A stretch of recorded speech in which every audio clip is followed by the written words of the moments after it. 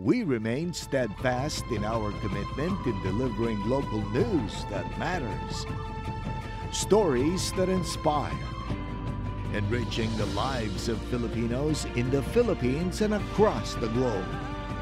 This is your GMA Regional TV. Buong puso para sa Pilipino. Mga balitang angay at angan sa One Mindanao. Electrical appliances nga walay ICC ug PS marking. Gipangkumpiska sa DTI Region 10 ug gipangguba. Presyo sa bugas ug ubang palaliton sa Davao City ug General Santos City. Aduna kahay paglihok. Sayron ta kini live. Mga residente sa Barangay Bago Aplaya, Davao City. Gikasubo ang pagkamatay sa ilang binuhing kanding. Unsa kaha ang milapa niini. Og nasinating frost sa Mount Apo campsite sa duol sa Lake Venado sa Kidapawan City. Nakapahingangha sa hikers.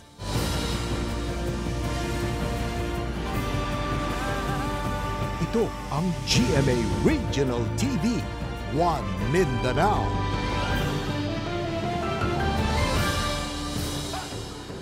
Mayong hapon Mindanao, kini ang GMA Regional TV, One Mindanao. Hatod namo ang pinakadagaw pinakahuling balita sa Mindanao. Ako si Sara Hilomen Velasco. Live gikan dinhi sa GMA Davao Complex. Cyril Chavez, live gikan dinhi sa GMA Cagayan de Oro Station. Mga appliances nga walay PS mark ug ICC stickers gipangkumpiska ug gipangguba sa Department of Trade and Industry Region 10. Ang detalye sa report ni James Paulo Yap. Dulaan 30 ka mga household appliances ang nakumpiska sa Department of Trade and Industry 10 sa usa ka dakong mall sa Cagayan de Oro City. Kinihuman nasuta nga wala misunod sa RA 4109 o ang Philippine Standard Law. Sumala sa DTI 10 nga walay mga Philippine Standard Mark o PS Mark o Import Commodity Clearance o ICC ang maong mga ginabaligyang appliances. Subay sa balaod, kinahanglang muagi sa Bureau of Philippine Standard ang household appliances aron masiguro nga luwas kini ibaligya og gamiton. Amoy tanaw ilang produkto, tanang mga wala may PS mark or IC sticker, so basin nalimtan lang mga. So pangainan mo sila ng PS license or import commodity clearance certificate. Then wala pa sila mapakita. So initially nag-issue mi kanang notice of violation in which they acknowledge. Gihatagan kuno og igong panahon ang maong tindahan nga mahatag ang mga rekisito sa DTI. Apan nagmagahi gihapon, hinungdan nga gikumpiska ang mga appliances. Mukabat sa kapin 760,000 pesos ang kantidad sa mga nakumpiskang appliances. To have these violated products out of the channels of commerce. So para dili mabaliyag balik ba, di sa dumpod. Sa mga komentaryo nga sayang daw, pero di man sayang kay mga ito ng gabiton, dili ta sure kung safe na siya gamiton sa mga konsumante. So pasim kakos pero siya sunog. Pahimangno sa DTI sa publiko nga siguraduhong adunay PS mark o ICC marker ang mga produkto nga paliton tungod miagi kini sa product testing and evaluation sa Bureau of Philippine Standard. Kauban si Jaybert Pairat sa kamera. Ako si James Paulo Yap para sa One Mindanao. Duha ka truck ang nadisgrasya sa Davao City kagahapon. Kinihuman na wad-an og kontrol ang mga driver niini. Ang usa dunay karga nga illegal nga sigarilyo. Sumala sa kapulisan, gikan matod pa sa norte ang usa ka 10-wheeler truck nga ginasubay ang CP Garcia Highway. Diyang nawanan og kontrol ang driver sa truck, human mibuto ang ligid sa truck ug bidiretso sa Center Island. Diyang biresponde ang kapulisan, nawala na ang driver sa mong truck. Dito na nasayran nga dunay karga nga 30 ka karton sa gituang illegal nga sigarilyo ang mong truck. Padayon pa ang investigasyon sa kapulisan sa identity sa driver sa truck. Samtang laing aksidente usab ang natala sa Kabantian, Buhangin District, Davao City. Diabe diretso ang usa ka truck sa usa ka bakante nga establishmento pasado alas 10 sa hapon kagahapon. Sumala sa otoridad, ginasubay matod pa sa mong truck ang southbound lane sa Buhangin aron mo deliver og isda. Diang nawad-an kini og kontrol sa truck og nabangga sa establishmento. Inon walay naangol atol sa hitabo. Sa karon nakig-istorya na ang tagiya sa mong establishmento og ang driver sa maong truck. Nagpahimangno usab ang kapulisan nga mag-igmat sa pagmaneho aron malikay sa disgrasya. Presyo sa bugas, karne ug lamas sa Davao City ug General Santos City dunay paglihok. Atong sayro ng detalye niini sa live report ni Kent Abrigana. Kent?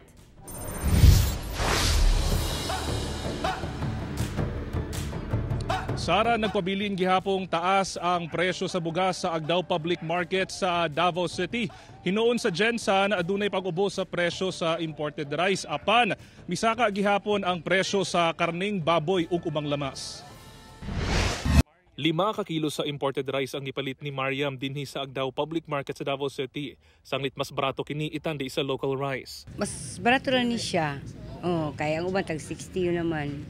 Tag 55. Tag 60, or 54, 56. Kanila pinakabarato. Dini sa Agdao Public Market, mabot sa 10 pesos ang kisaka sa presyo sa matag kilo sa bugas. Ang local well-milled rice, gikan sa 45 pesos per kilo sa milabayng bulan, 55 pesos ngadto 57 pesos per kilo na. Samtang ang imported rice, mapalit na sa 53 ngadto 56 pesos per kilo. Mahal man among kuha dito, mahal sa damong baligya gamay. Oo. Karon wala pa man nagbaba ang bugas nga baratohon. Mapa man gihapon. Gawas sa bugas, aduna say 10 pesos ngadto 20 pesos nga pag-uspaw sa presyo sa karning baboy. Matud sa ubang manindahay, kini tungod sa taasab nga farm gate price. Sa una, naaman tay mga backyard. Karon di naman kabuhi ang mga balay-balay no.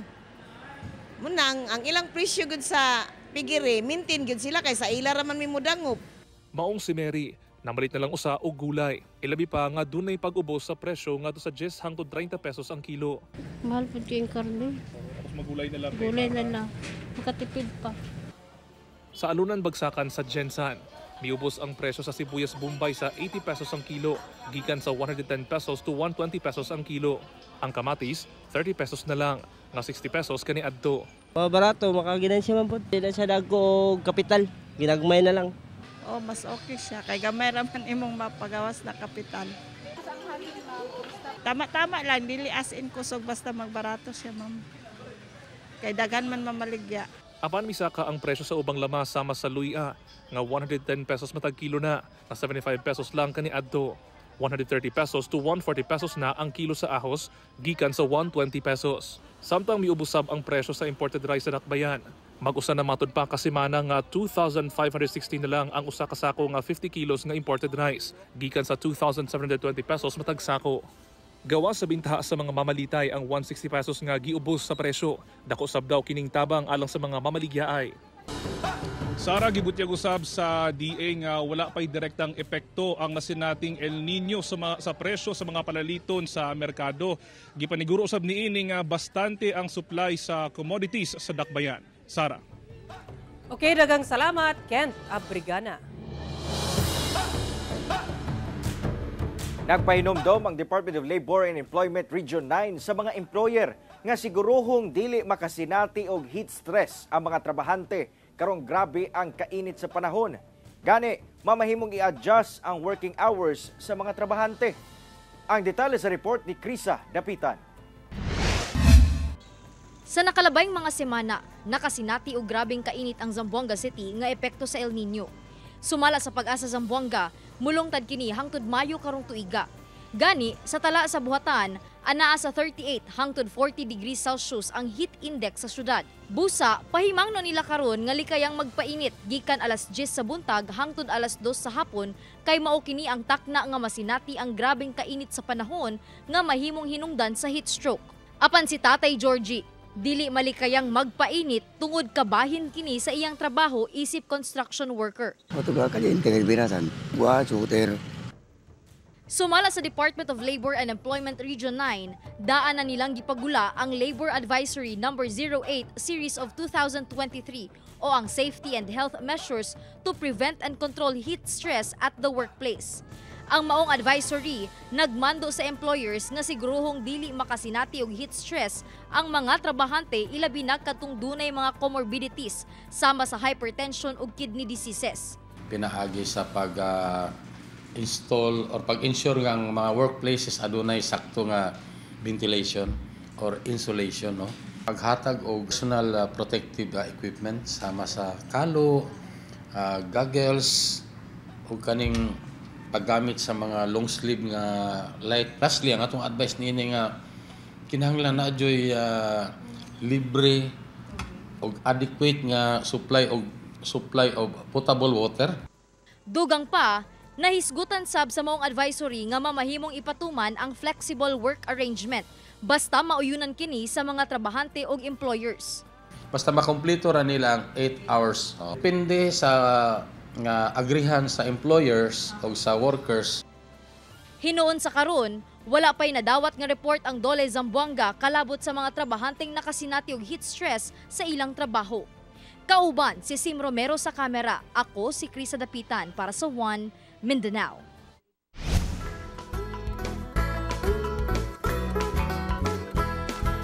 Libuan ka partisipante ang gilaumang mosalmot sa Parada Davaoenyo karong Domingo nga usa sa mga highlight sa 87th araw ng Davao Celebration.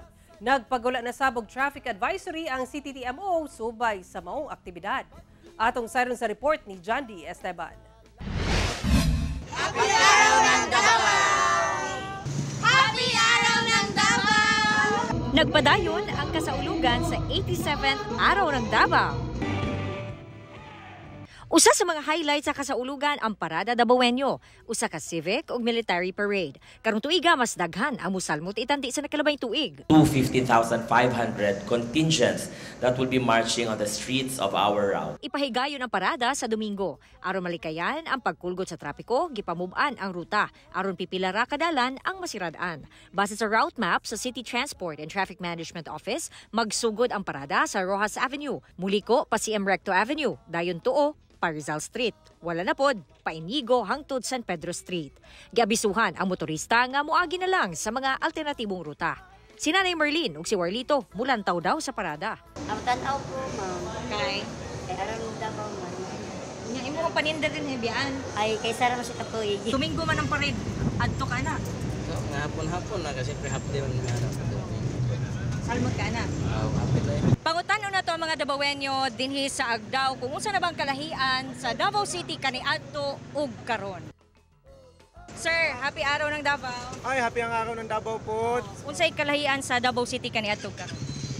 Karon mas hapsay gyud ang Davao City nya daghan og project nga na mugna diri sa ato ang Davao Road. Labi na kanang coastal road dako kay nang tabang gyud para sa tuwa. Daghan ang sakenan, daghan ang tao bibo na. Dagko mga infrastruktura nga nahimo ang gobyerno. Karong hapon ipahigayon ang conferment sa Dato Bago Awards ug Safety and Security Cluster Night. Ugma ang araw ng mga empleyado. Sa March 15 ang Pasidungog, Garbo sa Davao ug ang Mutya ng Davao Coronation Night. Sa Sabado ang Grand Final sa Sayaw Davaoenyo ug Domingo Sab ang Hugyaw Davao. Kauban si Jojo Solarte sa kamera, ko si John D. Esteban para sa One Mindanao.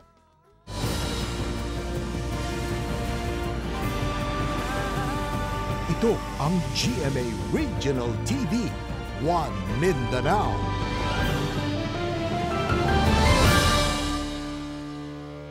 Pipila ka binuhing kanding sa Barangay Bago Aplaya, Davao City ang nangamatay human gilapa matud pa ug mga latagaw nga iro. Busa na nawagan karon ng mga residente nga hipuson ang mga latagaw nga iro sa lugar. Ani ang balitang barangay ni Argil Relator.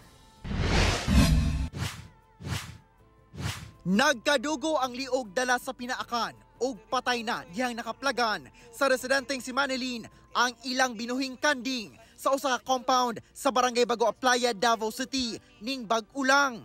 Gani, tulo na ka kanding ang ilang gitiwasan na lang human nakitang kamatyon na sab diyan na kay agom ug masamad pinaakan.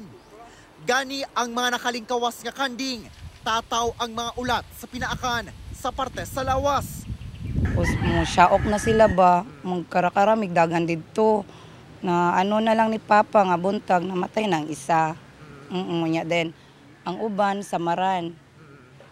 Luoy po kaayo ba.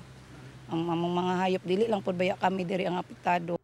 Ang gitudlong suspect, ang dili mo ubos sa upat ka mga latagaw nga iro.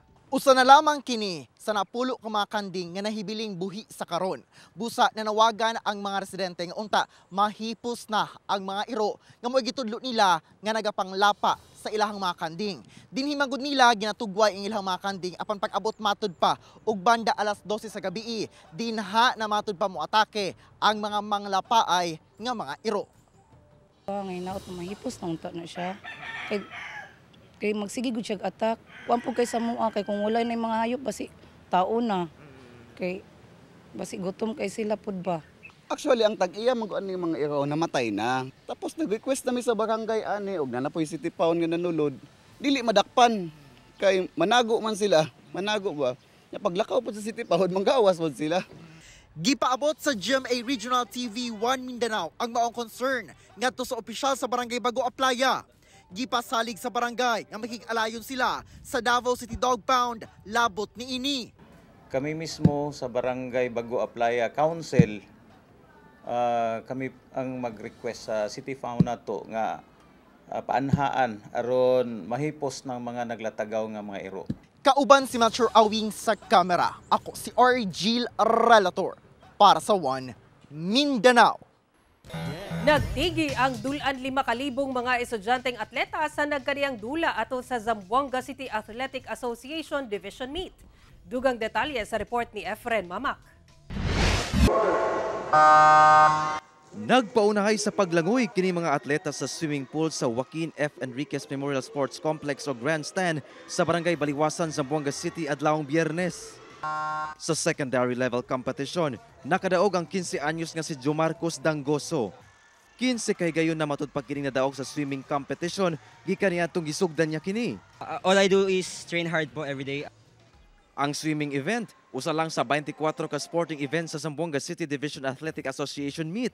Gibana-bana ang nasa 5,000 ka mga atleta ang magtigi gikan sa 8 ka clusters nga gilangkuban sa athletic associations sa nagkalain-laing year level gikan sa elementarya hangtod high school sa syudad.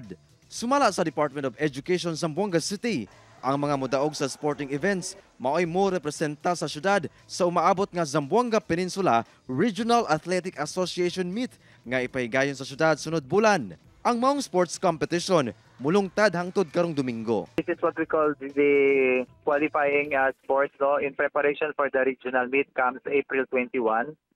That will be hosted by Zamboanga City Division. Kauban si Sim Romero sa kamera. Ako si Efren Mamak para sa 1 Mindanao. San Beda Red Booters nag-champion sa NCAA Season 99 Men's Football Tournament. Ano ang report? Nagmalampuso ng San Beda Red Booters nga depensahan ang ilang korona sa championship game kontra Benil Blazers sa NCAA Season 99 Football Tournament sa Rizal Memorial Stadium. Init ang nahimong dula sa duha ka team. Matag pagsulay nga makagol, maharang kini. Pero sa ulahing minuto sa dula, nakagol si Amir Aningalan sa San Beda Red Booters. Yung togetherness, sinabi ng coach namin, is dapat sa isang team is sabay-sabay magdepensa, sabay-sabay umatake, sabay-sabay lahat. Sila talaga yun eh. Ginusto nila eh. Sobrang late na pero they refuse to give up. Yun yung spirit na pinakagusto ko sa mga players na to. Wala sab nagdahom ang Benil Blazers sa nahimong resulta, pero proud gihapon sila sa gipakita sa ilang players. No words to describe the defeat. But one thing, I wanted to congratulate the San Bedan for winning. No? But I think also the boys, my boys deserve the match also. Unfortunately, last minute breakdown. Mibalik ang football sa NCAA, humanahunong kini tungod sa pandemya. Yung mga players mas gigil kasi ngayon lang sila nakapaglao. And then that's why we have to start somewhere. Binabalik natin kahit hindi lahat ng schools nag-participate. Upat pa lang ang teams karong season 99. Busa pa dayon gihapon ang pag-awhag sa ubang schools nga moapil sa football tournament alang sa centennial season sa NCAA sa musunod nga tuig. Ako si Sara Hilomen Velasco para sa 1 Mindanao.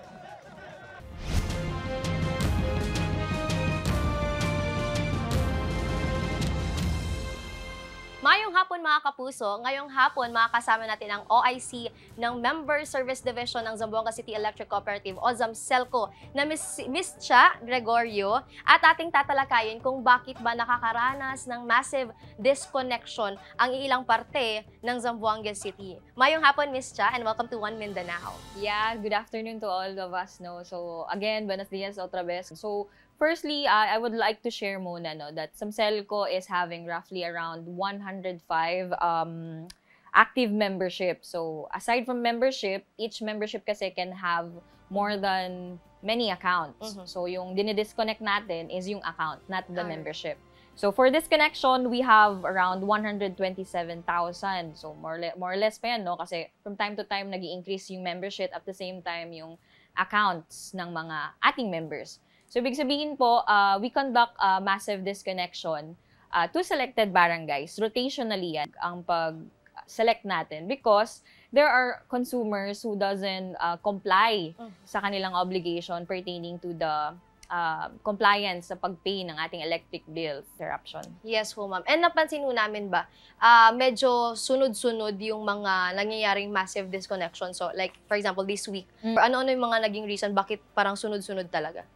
So mainly, we have a weekly scheduled for massive disconnection notice. So that means comprises of several barangays. Pero along those date naman, hindi yun sila sabay-sabay lahat. Kasi we have few, lang din naman, disconnection team to conduct that.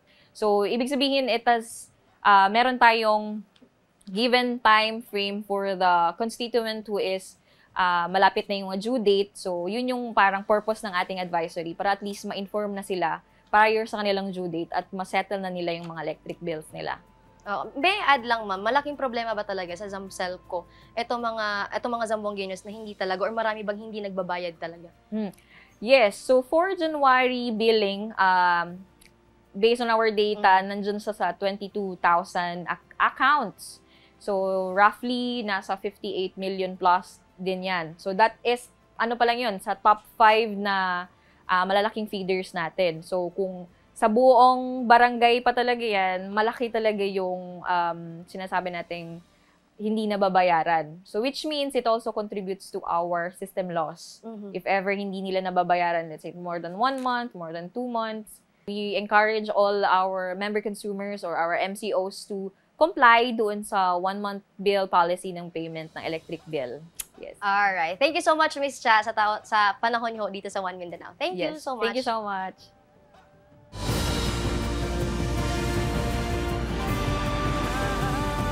Ito ang GMA Regional TV, One Mindanao.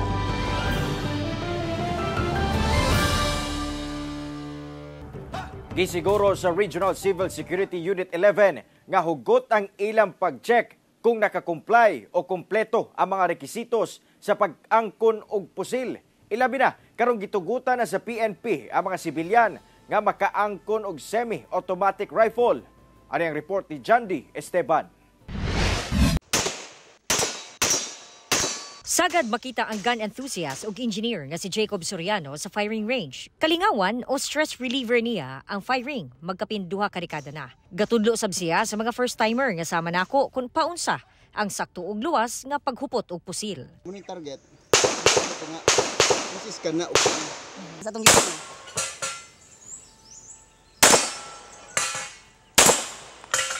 Dili basta-basta ang paggamit og pusil. Kinahanglan ang tumang pagtuon o pagbansay sanglit peligroso kini. Sa karaang Implementing Rules and Regulations o IRR sa Republic Act 10591 o ang Comprehensive Law in Firearms and Ammunition, mga ubos nga kalibre sa baril lang ang gitugot nga maangkon sa sibilyan sama sa pistula. Apan sa giamyandahang IRR, pwede na makatag-iya og semi-automatic rifle ang sibilyan. Ang Regional Civil Security Unit 11 gisiguro nga kuti ang ilahang pag-check sa mga rekisitos sa mga buot manag-iya og baril, labi na sa mga semi-automatic rifle. For you to possess din po yung ating LTAP, no? Meron po tayong gun safety seminar. Dito po sa gun safety seminar ho na to, tinuturo po yung mga basic rules. And for you to be a responsible gun owner. Gitutukan usab sa RCSU ang kampanya Batok Loose Firearms. Maong giauhag nila ang mga gun owner nga iparehistro o iparenew na ang ilahang mga pusil. Sa Davao Region, anaa sa kapin 48,000 ang rehistradong pusil, samtang anaa sa 17,000 pa ang wala pa marehistro. Makonsidera na daw kining loose firearm. Under the law, if you're handling a loose firearms, may criminal liability na po kayo doon. Ito po mga loose firearms na to might be used ng mga kriminal. Kauban si Jojo Solarte sa kamera, si John D. Esteban para sa One Mindanao. Nahinga nga ang pipila ka hiker sa Mount Apo human nasaksihan ang frosting o pagkamugna sa ice crystals sa Lake Venado campsite sa Kidapawan City. Ano ang report ni Argil, relator. Dili na matud pa kinahanglan nga mudayo pa sa laing nasod aron nga ma-experience ang the winter season. Sa Hulagway Mangod nga kuha ni JC Quiñanola sa Mount Apo campsite sa Lake Venado nga sakop sa Kidapawan City, makita nga naputos na sa ice crystals ang vegetation o ground nga parte sa maong lawa. Daw nag-snow na matud pa, yang nakita sa tour guide nga si Joanne Paul ang ice crystals nga nasalo sa ilang tent. Pagunit na ko sa mo ang tent, tingala ko nga bantok na isa kay gigahin na di ay kay nag-ice na debo palibot mo to. Wala sa namukha namin sa mong kauban, nag-ice kay mo lagi mo nabaguhan mi ngayong ato grabe mag-ice. Nalingaw matud pa sila labi na ang ilang guests dihang nakita kini. Ang experience na mo sir, grabe jud ka nindot no kay naka-experience naman mi dati og kanang mag-ice dito sa Lake Venado pero sa among experience katud yung March 11 ang pinaka grabe gyud nga nag-ice jud og maayo kay ang katugnaw niya niabot jud sa -3 sa base sa among reading sa among phone. Sumala sa Mount Apo Natural Park Development Management Officer, normal na matud pa ang frosting phenomenon, labi na sa matag unang quarter sa tuig. Nabigla kayo siya na observe sa itong mga karaan, bagay kayo nga mga hiker. As early as 1991, naatay mga hiker nga kauban pagyapon na ito karon sa opisina nga nag-grade sila kuan nga nag-ice bigla diya sa Venado. Siguro with karon kay mas popular naman ang mga kamera, mas na-document na siya. Sumala sa Pag-asa Davao, samtang anaa pa ang hangi-amihan o bugnaw nga panahon, lauman nga doon naghihapoy masinating frosting sa maong lugar. Kung nasa Mount Apo, taas man ang iyang elevation from the surface, ground surface. So, naay mo take nga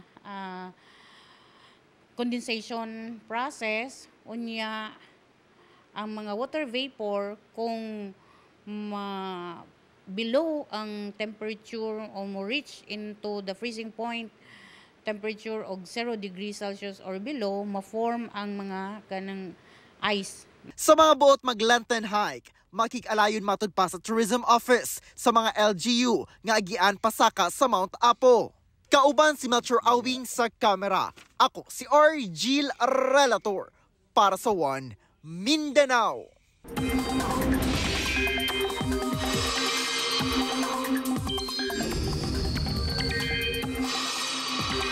Paday masinati ang init nga panahon sa Mindanao apan posible gihapon ang mga pagulan hatod sa easterlies ug localized thunderstorms. Nagpabiling walay low pressure area o bagyo sa sulod sa Philippine Area of Responsibility. Apan paday makaapekto sa panahon sa Mindanao ang easterlies ug localized thunderstorms. Gani na sinati karong adlaw sa Cotabato City ang 41 degrees Celsius nga heat index o ang init nga babati sa lawas sa tao. Apan bisan sa init nga panahon sa Mindanao, doon naghihapoy mga pagulan epekto sa easterlies ug localized thunderstorms. Base sa datos sa Metro Weather, ulanon ang Zamboanga Peninsula, Barm, Soxargen, Northern Mindanao ug Davao Region.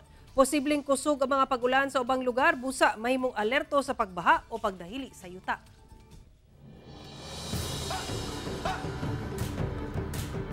Star-studded ang 87th araw ng Davao sugod sa Biyernes, March 15, kutob sa Domingo, March 17, tungod sa bigating Kapuso Stars nga makigduyog sa selebrasyon. Ipahigay na ang Coronation Night sa Mutya ng Davao 2024 karong Biyernes, March 15, alas 6 sa gabi sa USEP Gymnasium and Cultural Center sa Davao City. And get the chance to see Christopher Martin and Martin Javier live. Pagkasabado, March 16, let's celebrate Araw ng Davao with a one-of-a-kind Kapuso Mall show featuring the one and only Love, Die, Repeat Ultimate Star, Jeneline Mercado. Kauban ang cast sa Asawa ng Asawa Ko, Liza Lopez and Martin Del Rosario. Ipahigayin ka na sa Gaisano Grand City Gate Mall sa Buhangin, Davao City sa alas 4 sa hapon. Ug sa Domingo, March 17, catch today's biggest and brightest Kapuso Stars and don't miss the chance to see Black Rider himself, Ruru Madrid, kauban si Kim Perez ug si Doc Annalyn. Jillian Ward kauban si Rahil Birria ang mga cast sa GMA's highest rating Kapuso shows Black Rider and Abot Kamay na Pangarap sa Kapuso Fiesta nga ipahigayon sa Activity Center Ayala Mall sa Briza, Davao City sa alas 4 sa hapon. Tara ug makifiesta na mga kapuso!